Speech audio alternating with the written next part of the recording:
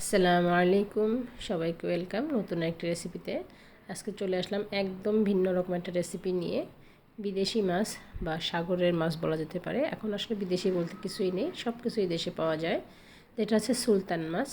ইউটিউবে যদি আপনারা সার্চ দেন বা গুগলে সার্চ দেন সুলতান ফিশ বলে, তাহলে দেখবেন পেয়ে যাবেন। এই সুলতান ফিশটা আমি কীভাবে একদম দেশীয় স্বাদে, আমরা দেশীয় যে মাছগুলো রান্না করি টমেটো দিয়ে, ঠিক সেভাবে আজকে রান্না করে দেখাবো। তো সুন্দর রেসিপিটি ভেততে হলে কিন্তু ভিডিওটি টেনে দেখা যাবে না, সম্পূর্ণ ভিডিওটা দেখতে হবে। প্রথমে আমি নিয়ে নিচ্ছি সুলতান ফিশ। আমি এখানে 3 পিস মাছ নিয়ে নিয়েছি, আর মাছগুলো একটু এরকম কেচে নিয়েছি। এতে করে ভাজলে ভিতরে কিন্তু খুব ভালো মতো মশলাটা ঢোকে, আবার ভাজেও। তো ভাজার জন্য প্রথমে এখানে একটু হলুদের গুঁড়ো আর লবণ দিয়ে মাছটাকে খুব ভালো মতো মেখে নিব। মাছটা মেখে নিয়েছি, এখন আমি মাছটা ভেজে নিব। তো আমি একটা ফ্রাই প্যানে তেল দিয়ে দিয়েছি।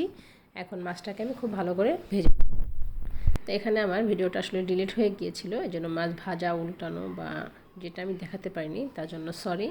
তো আমি ওই একই ফ্রাই প্যানে আরেকটু তেল দিয়ে তার মধ্যে দিয়ে দিচ্ছি পেঁয়াজ ব্লেন্ডার করা।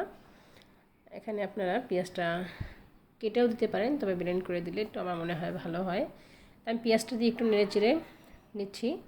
এরপর আমি এর মধ্যে দিয়ে দিব এখন আদা আর রসুন বাটা। আমি একসাথে এই দুটো আসলে একসাথে ব্লেন্ড করে নিয়েছিলাম। এখন দিয়ে দিচ্ছি জিরা বাটা 2 চামচের মতো আমি এখানে দিয়েছি জিরাটা। তারপর দিয়ে দিচ্ছি স্বাদ মতো লবণ। এবার মরিচ দিয়ে দিচ্ছি, আমি এখানে 1.5 চামচের মতো মরিচের গুঁড়ো দিয়েছি, আর হলুদের গুঁড়ো দিয়েছি 1 চামচের মতো। ধনিয়া গুঁড়ো দিলাম 1/2 চামচের মতো। সব কিছু দিয়ে এখন মশলাটাকে খুব ভালো মতো মিক্স করে নেব। মশলাটাকে 2-3 বার ভালো মতো কষিয়ে কষিয়ে তেলটা ছেড়ে দেওয়া পর্যন্ত মশলাটাকে আমি এখানে কষিয়ে নেব।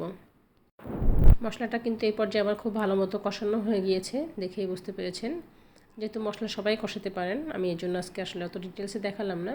মশলাটা যখন খুব ভালো মতো কষানো হয়ে যাবে আর মশলা থেকে তেল ভেসে আসবে, তখন আমি এর মধ্যে দিয়ে দেব যে মাছটা ভেজে তুলে রেখেছিলাম সেই মাছটা। তো যারা এ পর্যন্ত আমার ভিডিওটি দেখছেন, প্লিজ ভিডিওতে একটি লাইক করে ভিডিওটি শেয়ার করতে ভুলবেন না আপনার প্রিয়জনদের কাছে, যদি ভিডিওটি ভালো লাগে। তা আমি ভাজা মাছটা দিয়ে দিলাম। ভাজা মাছটা দিয়ে এখন খুব ভালো মতো একটু কষিয়ে নেব আর কি, মাছের সাথে যেন মশলাটা খুব ভালো মতো ঢুকে যায়। আমি এখানে সামান্য একটু পানিও ব্যবহার করব কষানোর জন্য। তো আমি সামান্য একটু পানি দিয়ে দিচ্ছি, অতি সামান্য, একদমই 1/2 কাপেরও কম। তো দিয়ে আমি এখন মাছটাকে খুব ভালো মতো একটু কষিয়ে নিচ্ছি। কষিয়ে নেওয়া হলে তারপরে হচ্ছে আমি বাকি রান্নাটা করব। তো মাছটা কষানো হয়ে গিয়েছে খুব ভালো মতো। এখন আমি এই যে মাছ থেকেও তেলটা ভেসে এসেছে, এখন আমি মাছটা আরেকবার উল্টে দিব। এক পাশ খুব ভালো মতো আমি আসলে কষিয়ে ঢেকে ভালো মতোই করে নিয়েছিলাম। এখন আমি আরও এক পাশে এভাবে উল্টে দিয়ে আমি বাকিটা কষিয়ে নেব। মাছটা উল্টানো হয়ে গিয়েছে, আমি আরেকটু সেদ্ধ করে নিয়ে এখন আমি এতে ঝোলের পানিটা দিয়ে দেবো, যতটুকু আপনারা ঝোল দিতে চান। তো খুব বেশি পানি দেওয়া লাগবে না, যেহেতু মাছটা ভাজা আর এত সময় বসে কষিয়েছি, খুব ভালো মতোই হয়ে গিয়েছে। এখন আমি পানিটা দিয়ে এটাকে ঢেকে রান্না করে নিব আরও 5 মিনিটের মতো। তো ফিরে আসছি 5 মিনিট পরে। তো এর মধ্যেই কিন্তু আমার পানিটা বলক দিয়ে এসেছে। আর আমি এখন দিয়ে দিচ্ছি টমেটো কাটা। আমার কাছে ফ্রেশ টমেটো ছিল না, আমি ফ্রোজেনটা দিয়েছি। এখানে ফ্রেশটা দিলে কিন্তু টেস্ট আরও ভালো আসবে, আপনারা ফ্রেশটাই দেওয়ার চেষ্টা করবেন। তো টমেটোটা দিয়ে আমি আরও 5 মিনিটের মতো রান্না করব, এতে করে টমেটোটাও সেদ্ধ হয়ে যাবে। তো আমি ফিরে আসবো ঠিক 5 মিনিট পরে। তো আমি এখন এটাকে ঢেকে আবারও 5 মিনিটের মতো রান্না করে নেব। তো 5 মিনিট পরে চলে আসলাম। আমার কিন্তু যে টমেটোটাও নরম হয়ে গিয়েছে, হয়তো দেখেই বুঝতে পেরেছেন টমেটোটা একদম সেদ্ধ হয়ে গিয়েছে, নরম হয়ে গিয়েছে। এখন আমি এই পর্যায়ে দিয়ে দেবো একটু ধনিয়া পাতা। ধনিয়া পাতা দিলে কিন্তু আমাদের অরিজিনাল দেশি যেটা ভাব সেটাই কিন্তু আসে।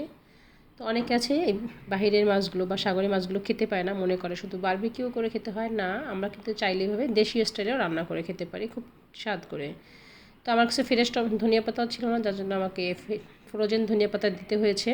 ফ্রেশটা দিলে স্বাদ আরও বেশি আসে। তো ধনিয়া পাতা দিয়ে 1 মিনিটের মতো চুলায় রেখেছিলাম। এরপরে আমি চুলাটা এখন অফ করে দিয়ে সার্ভ করে নেব। তো দেখে নিলেন তো কত সহজে আমি সুলতান ফিশটাকে দেশীয় স্টাইলে টমেটো এবং ধনিয়া পাতা দিয়ে ভুনা করে নিয়েছি। তো যারা আমার ভিডিওটি প্রথম থেকে শেষ পর্যন্ত দেখেছেন তাদেরকে অসংখ্য ধন্যবাদ, আর যারা চ্যানেলটি অলরেডি সাবস্ক্রাইব করেছেন তাদেরকে অসংখ্য ধন্যবাদ, আর যারা এখনও চ্যানেলটি সাবস্ক্রাইব করেননি প্লিজ চ্যানেলটি সাবস্ক্রাইব করে